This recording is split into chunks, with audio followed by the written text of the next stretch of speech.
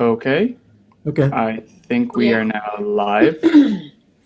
So, welcome everybody to episode 2 of Men's Voices Ireland's podcast. This episode is titled Boys Falling Behind in Education.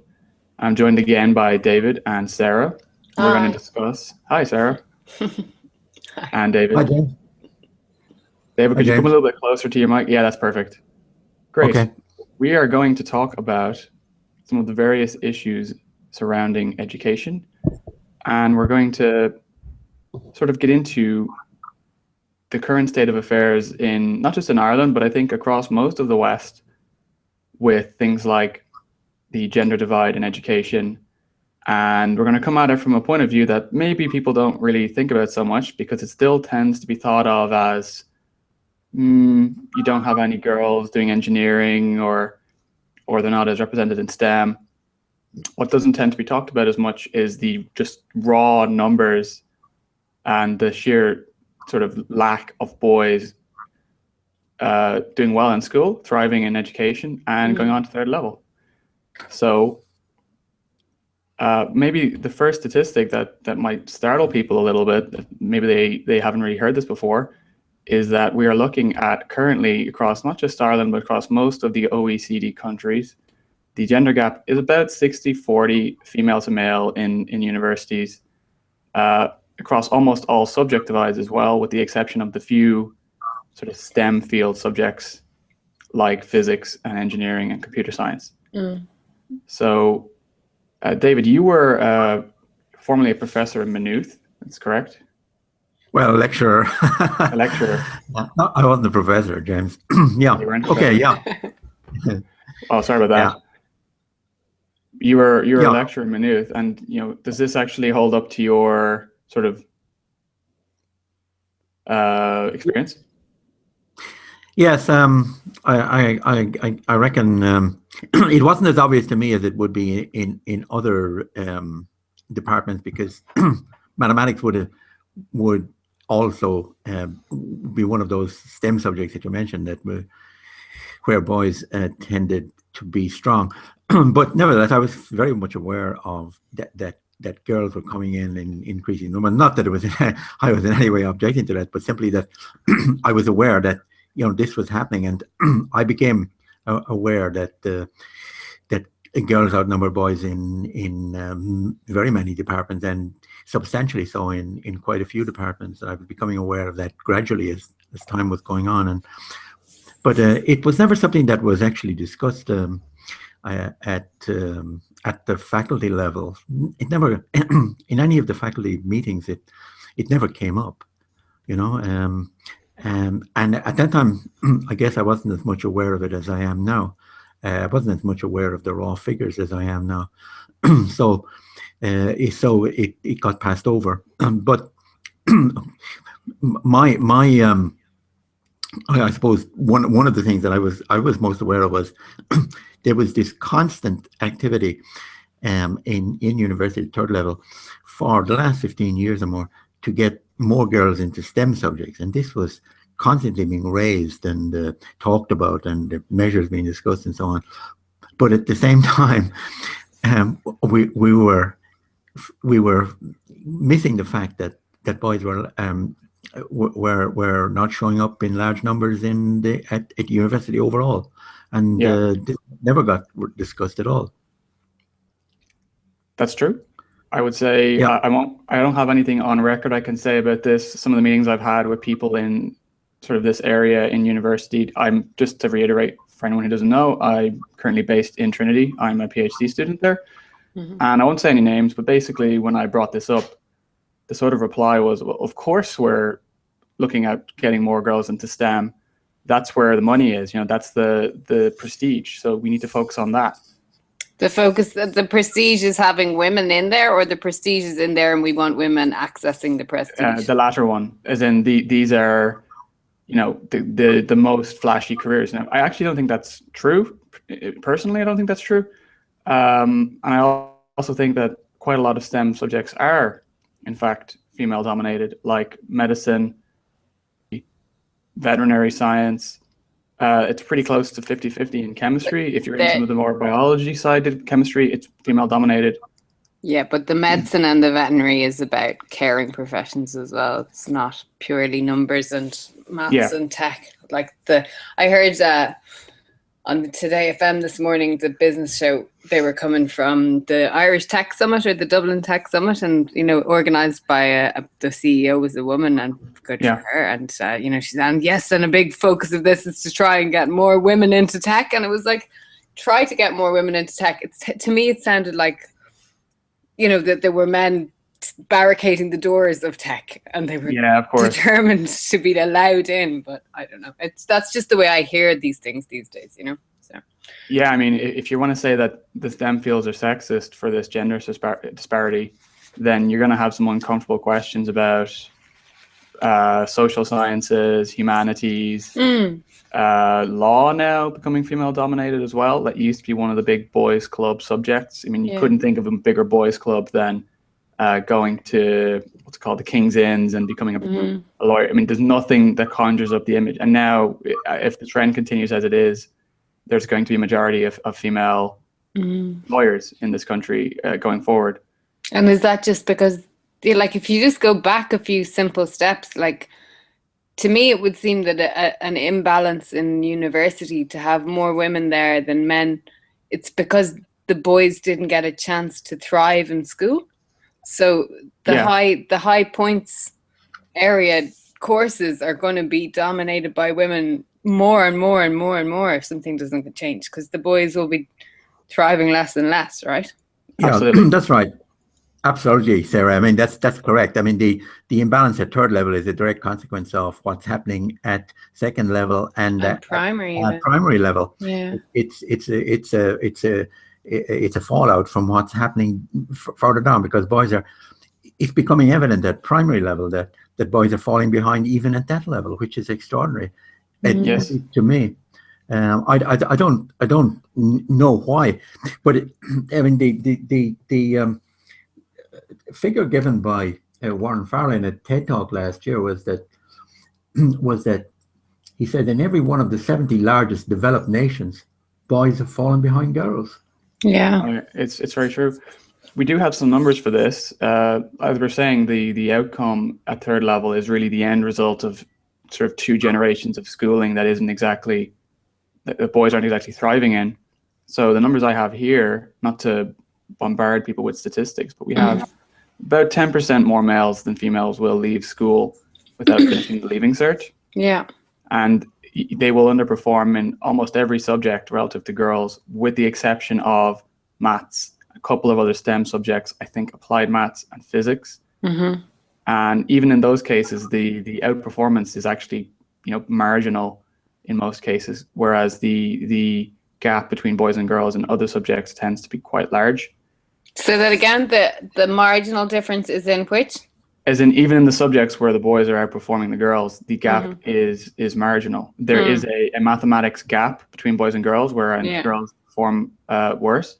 But the reading gap between boys and girls, where boys perform much worse, larger in almost all of the OECD countries than the mathematics gap is. So that's of significant concern, because literacy is tied to success in basically most of these subjects, other than the ones that are purely focused on, maths and calculation. So that might actually go towards explaining the gap. Yeah, I think. Yeah. Well, just for the sake of posing the question, would mathematical ability be something that might be more innate, and literacy might be something more that you learn with determination and kind of sticking at it? You can acquire it. I'm just guessing. I'm just wondering, I don't know. I do know that girls read more just for leisure and fun, and it's harder to get boys to do that. Yeah. And this is why it's been recommended by some researchers. I think Dr. Leonard Sachs, who wrote a book about the American education system, said you need to have sort of get boys reading initiatives that would encourage them to take up reading in the same way. So it's not all about, there's a tendency to think of quotas and equal in every way and that kind of thing, but really it can be something as simple as focusing a little bit of attention on the boys, and not presuming that because they're boys they have all the advantages sort of handed to them on a plate when it's really not true. Yeah. I was saying to you earlier, these things are becoming more reduced to me in idea and in clarity, in a good way, I think, in the last couple of months since I've been talking to you guys. And I would wonder, it links in with the men's mental health thing, is the kind of the prize, the future that people have their eye possibly on as they're growing up. Is it expanding and growing all the time for women, and it's getting smaller and smaller for boys? They're like, there was possibly a time when every kid thought they could be anything they wanted when they grow up. And now is that like anything you want is kind of more offered to the girls and it's less offered to the boys. So are boys potentially kind of having some sort of existential kind of, I don't know, like shrinking as children and adolescents because they don't see men as having all possibilities anymore? They don't understand that they don't know they can't have it, but it's just infinite possibility isn't open to them as much as it is to girls. Do you know what I mean? Yeah, I think there is. Do you know what I mean? Like, I think there is quite a bit to that, Sarah. I mean, the fact that this is happening right across the 70 most developed nations, there's something quite deep and fundamental is going on. Yeah, it's huge. It's huge, yeah. And there's a huge shift that's taken place in boys' prospects for the future and how they see the future developing for them. And there seems to be a huge lack of interest among boys in what lies ahead for them. And there isn't the same appetite to succeed as there was, when I was growing up, for instance. Yeah. And that seems to be missing. And there have been a number of factors put forward as to correlated factors that are going for, not explanatory factors, but correlated facts that are being put forward are that boys are playing more and more video games now. And that's an opting out. I mean, it's a cop out. It's because they're not sufficiently interested in the things that might advance their futures. They cop out and they play video games at a far more intense level and spend far more hours at it than girls do.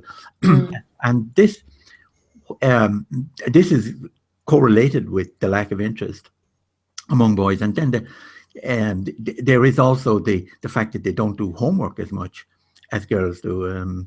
They're because they're spending too much time at video games. You mean they actually go into school with their homework not done, or they just don't spend as much time getting it done? It's probably that a bit of both. They certainly don't spend as much time in getting it done. And again, it's a lack of interest in some fundamental way. Yeah. And just what's behind it remains to be discovered. But it has to be looked at in a very deep level, because it could have very far-reaching consequences in quite a short space of time. Absolutely. It's kind of scary. It would be an advice for parents, perhaps.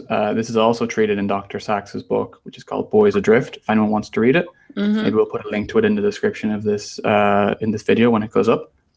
But the idea of video game addiction as something that needs to be, as a boy's issue, there tends to be more people going, you're just playing the video games, what are you doing?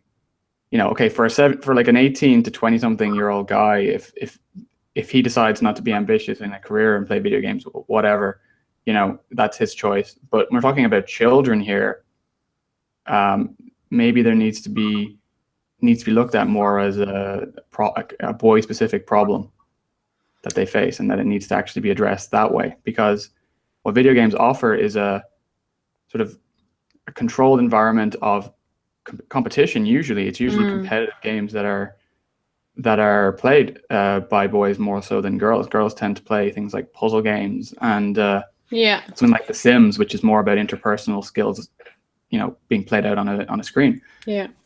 So the competition aspect of games has really been sort of pointed to as for why they are so attractive to boys. And what actually has happened is there's actually less competition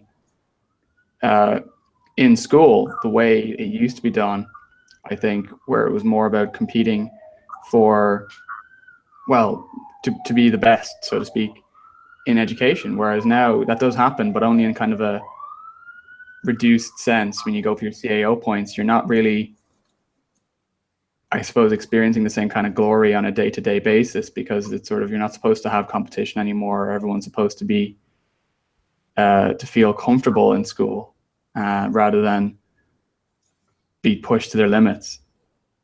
I don't know, that's just what my experience of school anyway. Oh, I don't know. School was a long time ago. I can't remember. I can just remember we were all in a mixed primary anyway. Yeah, I went to a mixed primary as well. Encouraged to do our best. I don't know if competition was there. I don't know. But I don't know. But I mean, isn't competition a part of kind of the male kind of psyche in animals even? You know what I mean? Aren't they supposed to be like the brighter peacock feathers and the catch more prey and all that jazz? Do you know what I mean? Isn't that part of the kind of what makes a male of the species? Right. You know? Yeah. Well, they're not interested in this doing like endless homework and remembering things by rote. They tend to do better in sort of just a competition, like a test. You go in, you do the test, you come out. Especially if it's something to the point like maths, where it's just right or wrong, and there's no waffling around with flowery, paragraphs of text and remembering endless statistics or dates for history and so on. That's sort of what's happened to our education system now. It's become much more focused on rote learning, and that's actually a problem in general, not just a boys' issue. Yeah, I'm not sure just how much of learning is now a rote issue compared to when I was going to school a very long time ago. But going back to this element of competition, I mean, mathematics was seen as a really competitive game at school. I mean, and boys were keen to get involved in it because it was the test of your ability, competitive. It was competitive in it was a test of problem solving, and just why it doesn't seem to have the same attraction today as it did maybe 40 years ago is certainly a puzzle to me. I would have thought that there are plenty of opportunities for boys to test their skills without having resort to video games if the mathematics curriculum is sufficiently open to allow them to exercise those skills.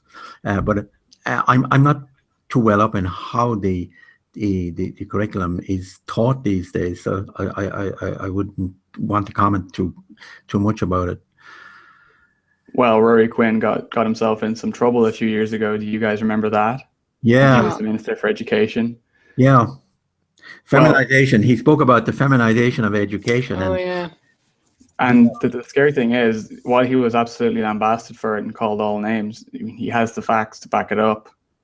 We're looking at something like 85% of primary school teachers are going to be women, and about 70 overall. Yeah. Between primary and secondary. So we're looking at, when we talk about there's a problem when there's a gender imbalance in STEM, which, if you ask me, I don't really care who builds the bridge as long as it stands up when I walk across it, right? Yeah. But in education, you're dealing with, you're kind of the gatekeeper to self-affirmation. You are more than just a conduit of knowledge, right? You are actually... You're helping people to form their own selves, really, aren't you? Exactly. That's right. If you have this huge imbalance, and again, it's very, very difficult to actually address that, but once it's grown, in fact, over the last 30 years, it's gotten worse rather than better. Yeah. Absolutely, yeah. And I think that's probably also related to this boys falling behind phenomenon that we're seeing, because you don't have male role models, you don't have an environment that is sort of masculine enough for you to feel understood. What do you think, Sarah? Do you think that? Yeah, no, I think if you're spending your school hours Monday to Friday all term long in a room that's run by a woman, and that's got at least half females sitting around you, it's going to have a tone that's set female oriented, like. And you can probably see the teacher in secondary as well, probably see the female teachers building some really nice little kind of cozy relationships with the number of the female students as they get older. Like, you know, because there was some school teachers that I got on really well with. And like, I'm sure it was, I could imagine that boys could be excluded from that kind of thing. Do you know what I mean? If you were in a mixed school and the girls were like 14, 15, 16, 17, and they were getting on with the female teachers in a friendly way, it could be something that, again, it's kind of like, here's our community. It's all women. You guys, you're on the edge, you know? Well, that's actually really good. Go on there, David. Yeah. I do think it's relevant. I mean, the study carried out in Northern Ireland by the researchers from the University of Ulster, one of their recommendations, or one of their observations, was poor teacher-pupil relationships were a primary factor in boys underperforming. And poor teacher-pupil relationships, and you can make a connection with the lack of male teachers, I imagine, and a lack of interest there. I mean, the boys need to be challenged on their own competitive abilities as well, and if they're not being challenged on those and given sufficient motivation to take up those challenges and to get involved, they're going to display a complete lack of interest. And this seems to be what's happening. There's a kind of an opting out going on. There's a lack of interest. They're not engaging with the school, and they're not doing the homework. It all seems to add together to an opting out of school. Well, to build on that, what you just said, both of you, about, I think you said, Sarah, about kind of a cozy relationship between sort of female teachers and the female and the students. Girls, And David, you said, you know, poor student-teacher relations is a strong predictor of underperformance. I was reading a piece of research from a sort of an education expert at UCD. Her name is Professor Dympna Devine. And basically, she was interviewing teachers about what they think good teaching practices are. And I got some really kind of alarming quote, which I'm just fishing out now. Yeah. And what the teachers were characterizing girls as obedient, mature, and quiet, as compared to boisterous, energetic, noisy, and competitive boys. So there appears to be a complete lack of sort of empathy for the natural way that young boys are. Well, and also, like I said, this is our community and it's all women. If you're on the edge of that community, you might get a bit boisterous and a bit noisy and a bit inattentive because you're not part of what's going on. Do you know what I mean? But like inclusion and encouragement kind of breed obedience. Do you know what I mean? Whereas, like, if you're not feeling you're part of the thing that's going on, you could come across as a troublemaker or whatever pretty easy, I'd say. But I think that as well, though, this is sort of the way 30, 40 years ago, when the statistics we're looking at now were kind of mirrored. You would have like the same statistics, let's say, but it would have been swapped around. You would have had 60% boys in university, 40% girls, and boys outperforming girls across the board, all this kind of stuff. One of the things that was alluded to was sort of the boys are being coddled and openly favored. They're being, treated as the standard in classrooms, and girls are being marginalized. This kind of carry on, talking about boys in general as just being a nuisance, is that, but the genders are now flipped.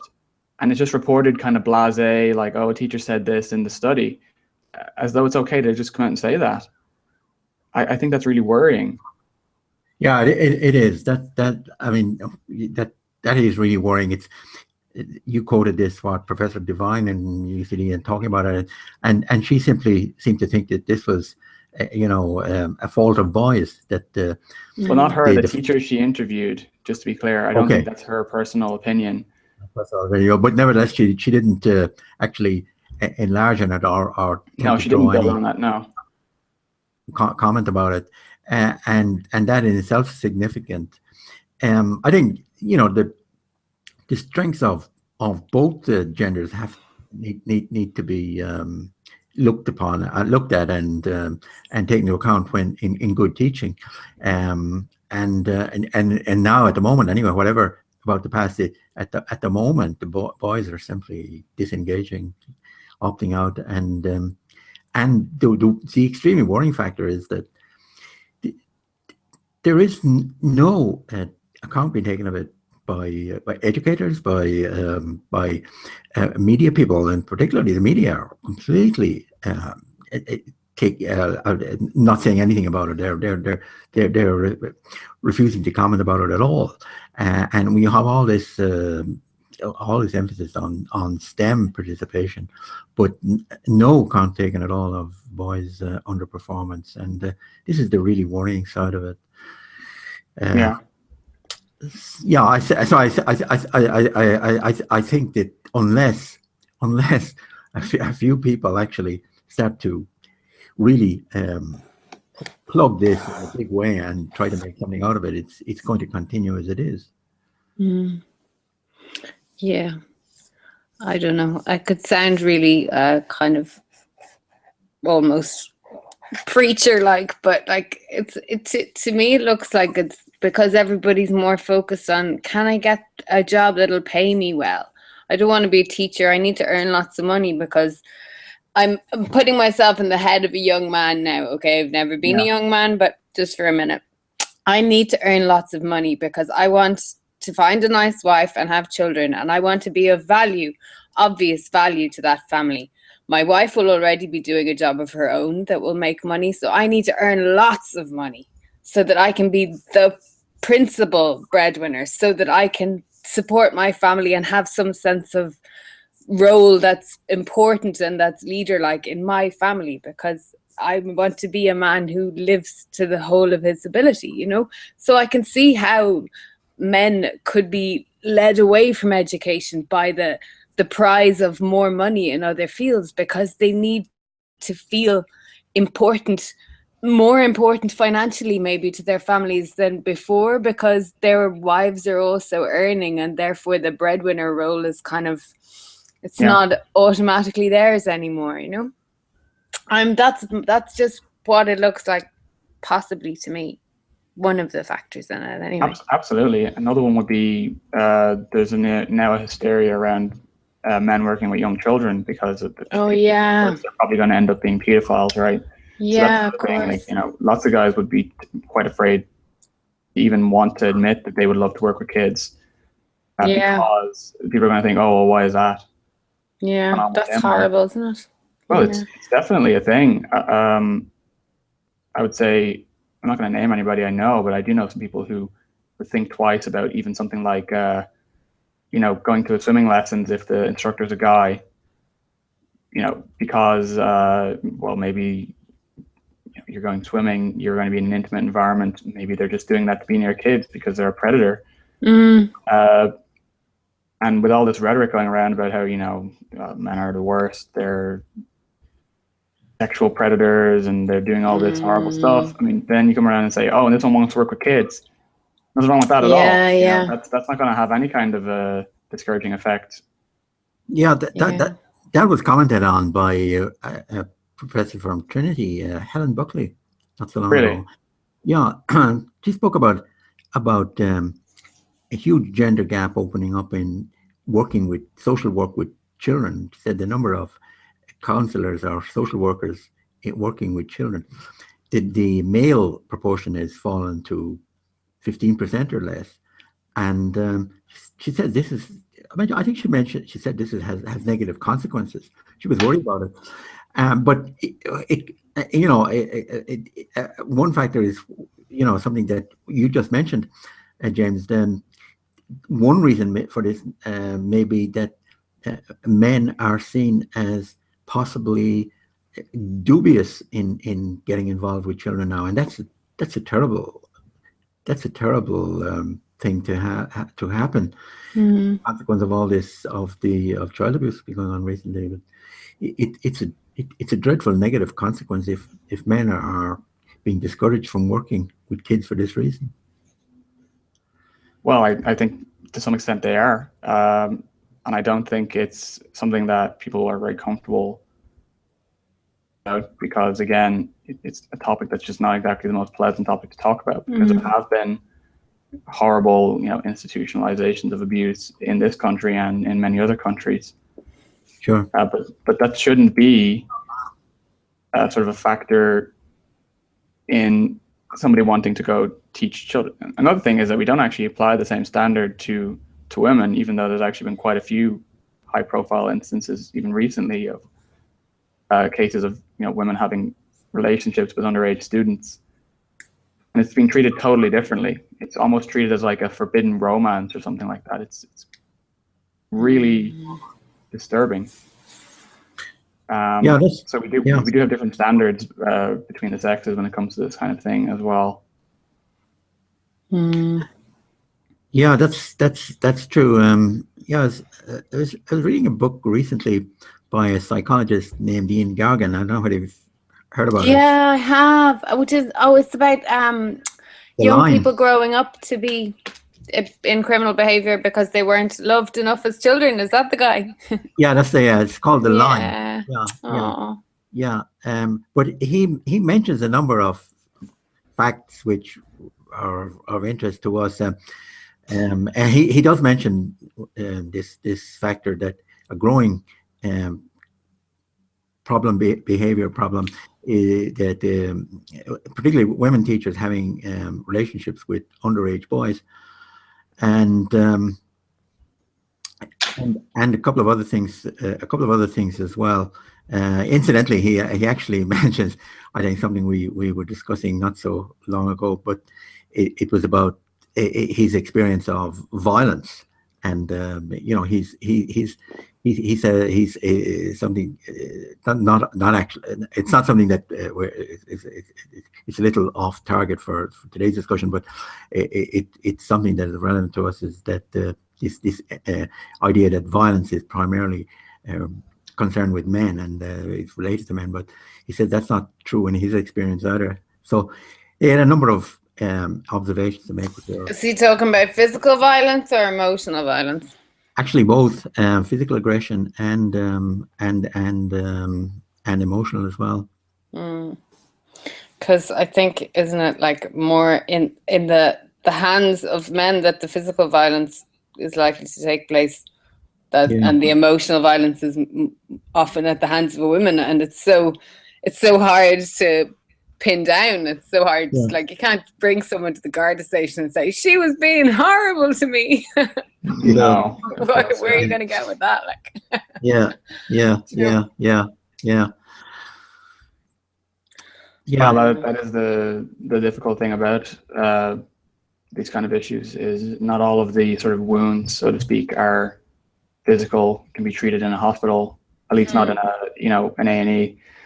But nonetheless, it's still damaging. That is a topic for another podcast, though. Sure. And I was absolutely not making light of it by laughing, but I'm just thinking, myself, some situations I've been in where people have been horrible to me, and it's cut me to the quick and left me reeling and sore for weeks. And those have been women, and I could do nothing. They're adults. I'm an adult. I couldn't bring them to the Garda station, but if someone had smacked me in the face, I would have gotten over it quicker, I'd say. Do you know what I mean?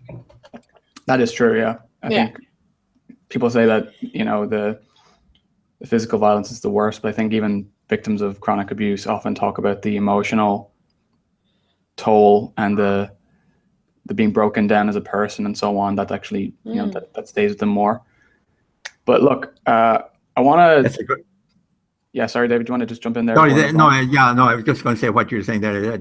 That's something of a digression from the main topic. Yeah, there, anyway. Totally. Yeah, we're gonna get onto that another time. But I want to just take one moment to just clarify that there are still areas about gender equality in education that are. There are women's issues. They haven't gone away. We're not suggesting that, right? I'm aware of initiatives in third level to encourage participation in STEM. There are a lot of them. One of them is the Scientific Women's Advancement Network, the SWAN, or Athena SWAN. and that's making progress in encouraging gender equality in education. And there are also various outreach programs and startup initiatives and equality fund projects going on in Trinity, where I am, dealing with this area as well. So, good work, keep it up. But there is a bit of a tendency to think that that is what we're talking about when we talk about education inequality. I think the media has really amplified that aspect of it to the point where when we think of gender inequality in education, we immediately think about women in STEM. Right. Or maybe men in nursing as well. That one is another one that comes up, which, I acknowledge that there aren't many male nurses, but it sort of kind of boils the discussion down and kind of trivializes it in a way, I think, when the big picture is actually being missed when you step back. I think it's male, talking about men in nursing, and to push that further, men in childcare. Yeah. Is not trivializing anything. I think it's a comparison that can fairly be put forward and said, okay, if you're complaining that there aren't enough women in subjects that a man's mind is more programmed towards, then why aren't people complaining that there aren't more men in childcare, which is more naturally women's speciality subject? Sure, I see what you mean. Yeah, that's true. Again, it kind of comes back to that's not where the money is or the prestige is, allegedly. I don't think that's true, but that's kind of where they're coming from.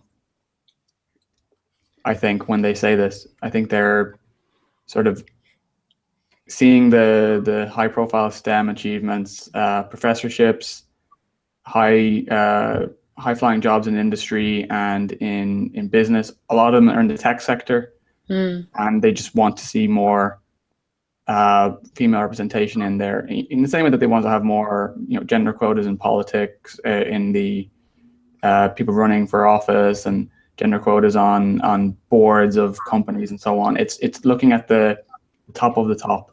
But quotas, okay, I don't know much about it except that it's been talked about in the last few months in Ireland about getting quotas of women on all the boards and sporting associations in Ireland. Yeah.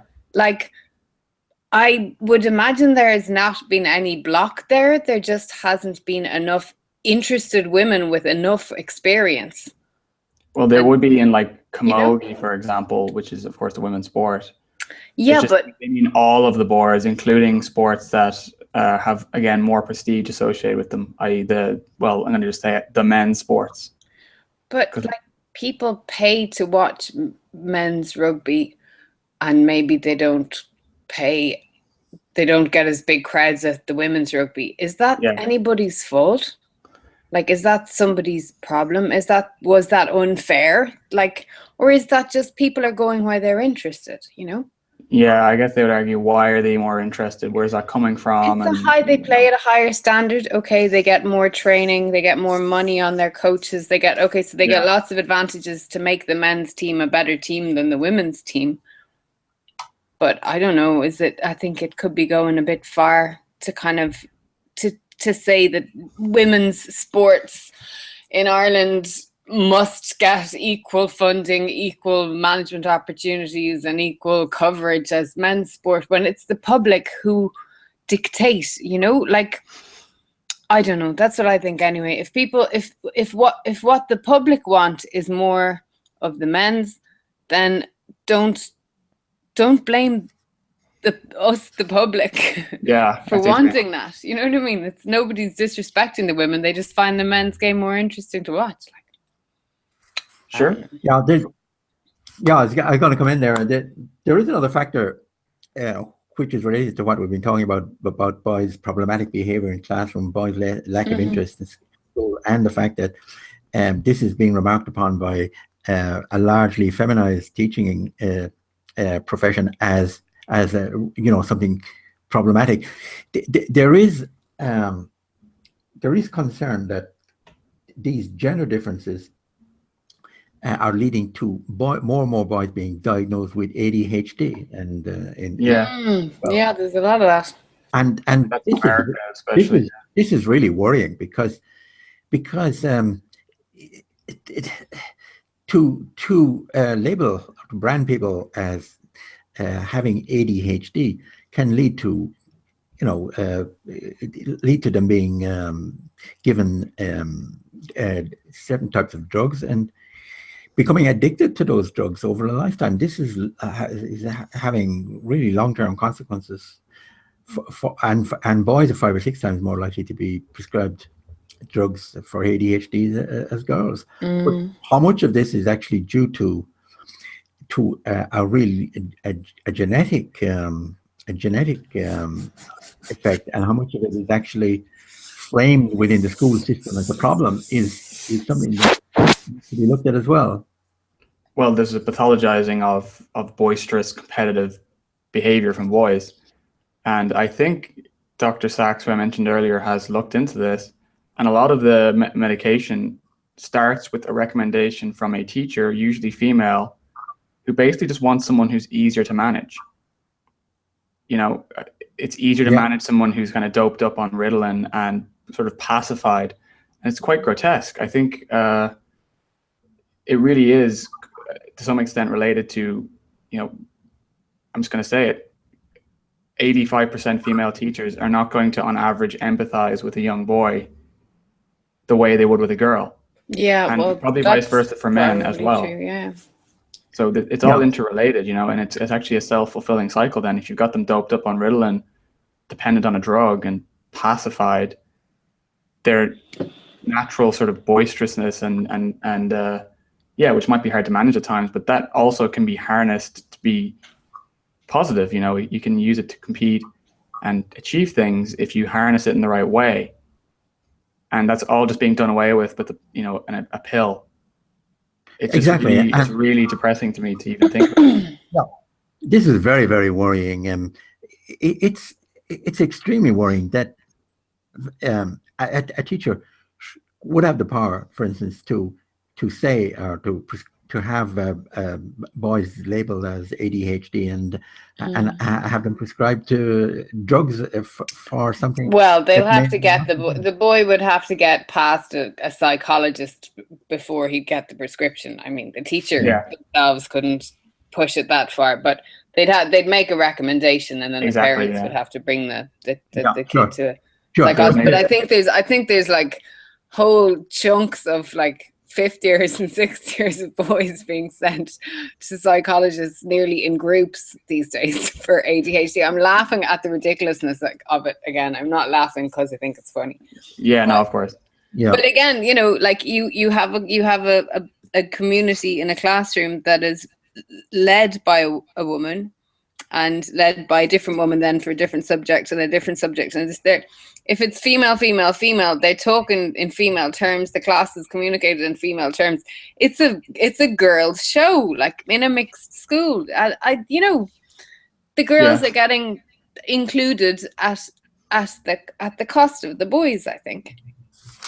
And so it's not just the fact that the teachers are all women, but like I said earlier, I'm convinced that the prize is getting smaller and smaller looking for boys in school and bigger looking for girls. That's leading them forward, that's motivating them, you know, because girls are like, the world is at my feet, I can do whatever I want, and boys are like, the world is at their feet, they can do whatever they want. Where does that leave us, you know?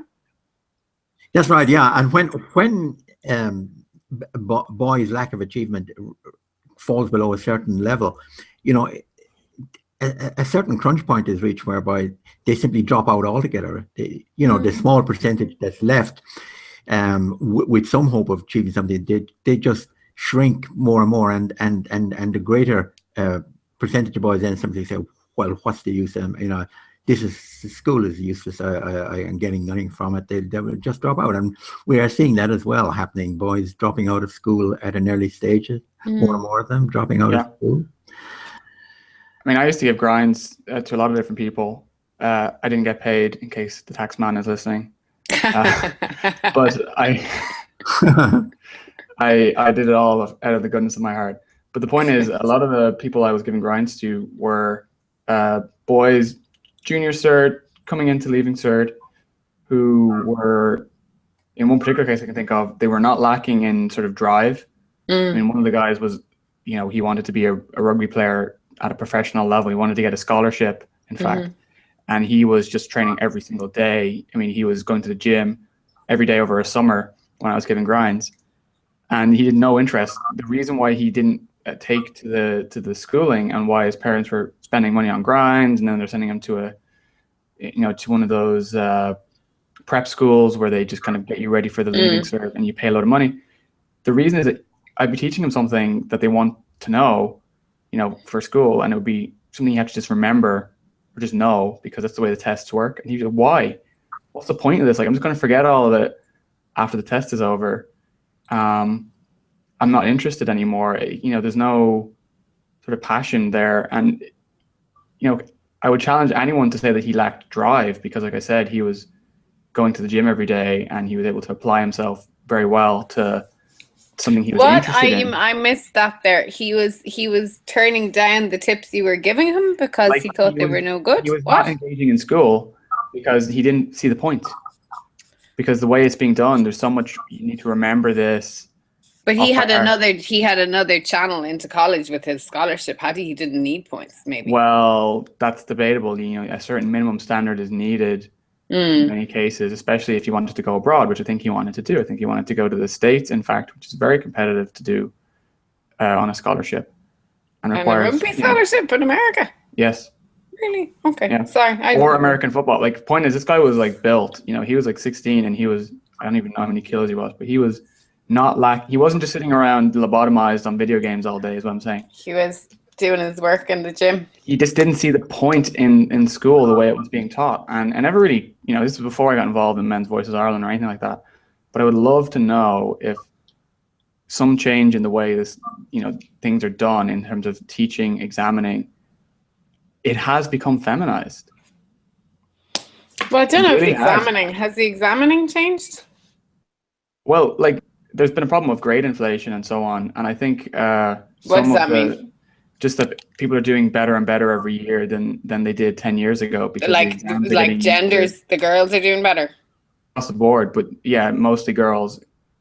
Or kids are doing better. But maybe that's like in I've been reading a book on expertise in sport, and it says basically, you know, sport is going to kind of turn itself inside out in a couple of decades time because people just keep getting better and better and better and better. It's like expertise and the learning you can gather from other people's learning, and like study tips are possibly getting more and more expert. So like they do you know what I mean? They might need to make like the Leaving Cert harder to keep up with how good the grind schools are getting, you know? Yeah, I mean, let me come in there. I mean, I've been complaining about the standards in third level for years and years because I believe they're falling. I believe James mentioned a moment ago about grade inflation. I mean, studies have been done on grade inflation. The number of first-class honours degrees that have been awarded at university level has increased enormously in the last 20, 25 years. In the same universities, David, or like overall? In all universities, but in some universities more so than in others. But in all universities, there has been grade inflation, and it's related to this business model for universities where they have to have throughput and they have to show to have what? Sorry? Output. You know, they have to show that they produce a certain amount of honored students and good quality students and so on. So the tendency is to push up the marks, and this has led to a fall in standards. I mean, I have been noticed this during my years in Maynooth, and I believe that an awful lot of others have seen the same thing. That all notice this fall in standards, and it's undeniable. I think in right across universities, and it's not just happening in Ireland. I mean, it's happening right across the board. I mean, there was a lot of talk in England there a few years ago about grade inflation at the A levels. The number of people getting A levels or certain higher A levels jump by I don't know what percentage in a few years because government decided that I think they reduced the number of subjects from 3 to 2 or something like that. But then that would make sense, wouldn't it? That people are getting better grades if they've less work to do. It's in the Leaving Cert too, though, where you have to do at least 6 subjects. The points, number of people getting above 400 has gone up steadily. The number of people getting perfect scores has gone up. When you actually think about how much harder it used to be to do that. And it is a problem. That's a separate problem with, if you want to report to multinational companies, you've got an educated workforce. One of the ways you can do that is make tests easier and everyone's getting an A. So suddenly look at all these A grades, but an A might mean less than it did 10 years ago. But are people getting, I'm just thinking, this is getting a bit like philosophy class with all the questions, but I like it. Would it be possible that driven kids are getting more driven? And like I said, the kind of study notes that are coming to them through grind schools or through networking online, etc. Are they just is the path getting clearer to the good grades? Do you know what I mean? Maybe, no, I don't. I think maybe the standard is not as high, but the standard is dropping as well, Sarah. I think this is what I would maintain anyway. The standard has fallen rapidly. Hello? The standard in universities, the standard at all levels, I would say. Yeah, the secondary level is the same. It's dropping in difficulty. Basically, they're making it easier. Who's they? Well, the people setting the curriculum and setting the exams are making it easier because someone told them to make that easier? Well, maybe there's certain pressures being placed from, high up in Department of Education. I think that sounds like a conspiracy theory, but it's not really. I think that's a bit rubbish. No, look, right, crack open a paper. I think education is no longer as it used to be. Education is now linked to throughput. It's becoming more related to economic output, and the pressure to increase the throughput of students and the grades of students is increasing all the time, and this is related as well to such things as funding. So departments want to make a good impression, so they want to pass more students and they want to get more students through with higher grades, so there is a pressure there because that will bring them in more money. David, there are. Yes. No, sorry. Finish first. I don't mean to talk over you. No. I think there are pressures related to the business model upon which universities are now operating, which lead or conduce to this grade inflation. But can you worked in the university, so you were a maths lecturer in Maynooth, is that right? Can you imagine a maths departmental meeting where they told you that you had to mark your students easier because the college needs the money? Can you see that happening in a university where people are teachers who are not money hungry? We need to get our commission. We need to get those A grades. You can't. Can you really to say that educators would accept that they have to make people's exams easier so the college can keep getting the foreign grants or whatever? Really? Well, I better be a bit more careful there. But what I am saying is that universities, in order to win favor with Department of Education and with government, they are under pressure to increase the throughput of students and to try to give the impression that they are producing more honor students. And this is leading to grade inflation. That's what I would say. Sure. Look, we should probably move on. This is probably or maybe finish up soon because it's an hour and I get tired. We're approaching an hour. So I think we should move into the part of the podcast where we actually propose things we might practically do around this issue, right? Because it's one thing to get up and talk for an hour on a Sunday, but it's an entirely different thing altogether to actually, put your money where your mouth is, so to speak. Yeah. So we as a group, Men's Voices Ireland, we are currently planning to make a submission to the Oireachtas Committee on Education. Isn't that correct, David? Yeah, that's right. And that's right. And we need to think through clearly just what the points we want to make. We, of course, are concerned about boys underachievement and about getting moves being put into effect, which will try to counter that, and also to try to make the department aware that we need to have more boys or more males in getting into the teaching profession, both at primary and at secondary level. That there must be some form of inducements created in order to get more males. Well, not quotas, but we're saying we would not be in favor of these arbitrary quotas because they're just undermining the whole merit part of the job, right? Exactly. You need to preserve meritocracy. I would say it would be still okay. I wouldn't be against particular incentives aimed at young men.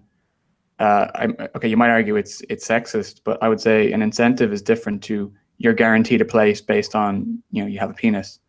That to me would be just unacceptable to me. But saying we will entice you into this career. You were saying earlier, they want a higher flying job. They want to earn more money. Yeah, well, that's what it looks like to me because, like there's so much of the kind of traditional male role in the family that's changed and male role in society that's changed, that I think money and earning as much as possible might seem like the only way to kind of fill a man's shoes when a young boy is growing up. Like, if I get the money, they'll all love me. If I got the cars, they'll all love me. I know what you mean. Let's say you say to a young guy who has a degree in engineering, or he has a dual moderatorship in some subjects, we'll give you a tax break or an incentive, special scholarship to do a higher diploma in education. Yeah, something like. So it's not all about we need to force this square peg into a round hole. You need to make some practical changes. Yeah. Another thing I would say, and I was talking with Trinity's education equality officer, recently when I was working on an article about this topic, is that male role models don't necessarily have to be teachers, at least not immediately. It's going to take time. And one of the things you could do is have mentoring between college students, preferably male students, going into primary or secondary schools and doing mentoring and encouraging boys and young men to actually take education seriously, to see the light at the end of the tunnel, as it were. And that's actually something I might consider working on a grant proposal to do. They actually do various grants for equality initiatives in Trinity. Yeah. And if I were to go for that next year, it would basically be an outreach program aimed at boys, essentially, to reduce dropout rates and to encourage them to actually go on to third level. Yeah. So that's another thing that might be on the cards for, the end of this year and start of next year.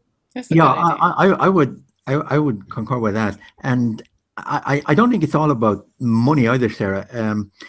I think what we need to emphasize to young men is, the challenge that they face in trying to motivate young boys to become more challenged by education, to take study more seriously, to try to challenge themselves, to get them to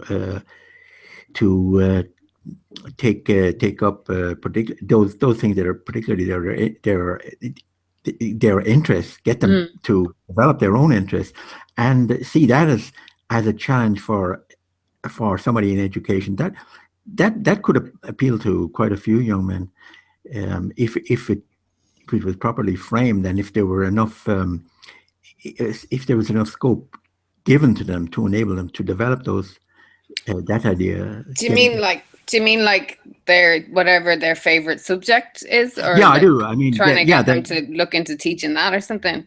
Yeah, that's right.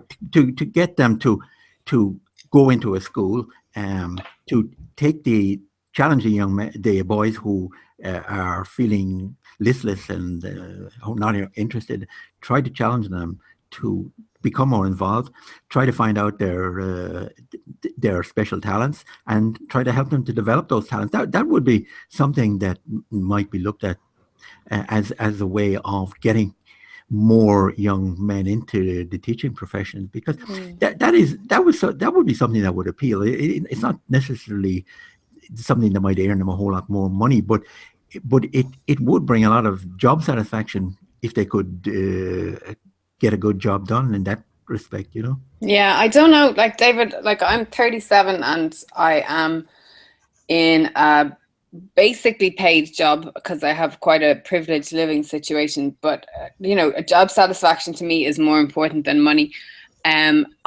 Because of my privileged situation, my choices have been not as urgent as other people's in some ways about my career and things, but I'm pretty sure that the world we're living in at the moment, in this country anyway, money is the biggest focus for most people, and they don't even really understand why, I don't think.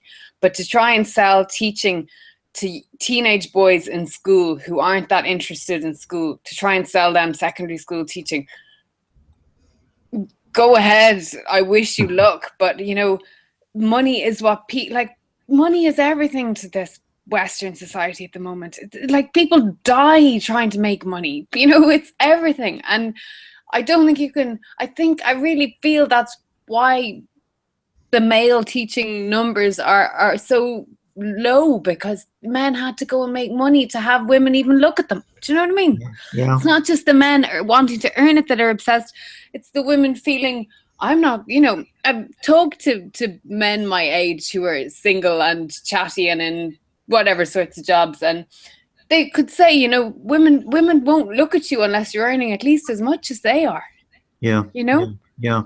So I'm not saying the women are being materialistic, but they're just looking for security. But everybody's security is always got to look better than it is right now to be appealing. Do you know what I mean? They can't take a step down from where they are. Right. So it's money. It's money's in the way. Well, I'm sure teachers' unions would love to hear that. Just pay us more money and we'll solve all your problems. Won't pay the male teachers more money. Oh, no. Oh, dear. I have to edit this now to cut that part out.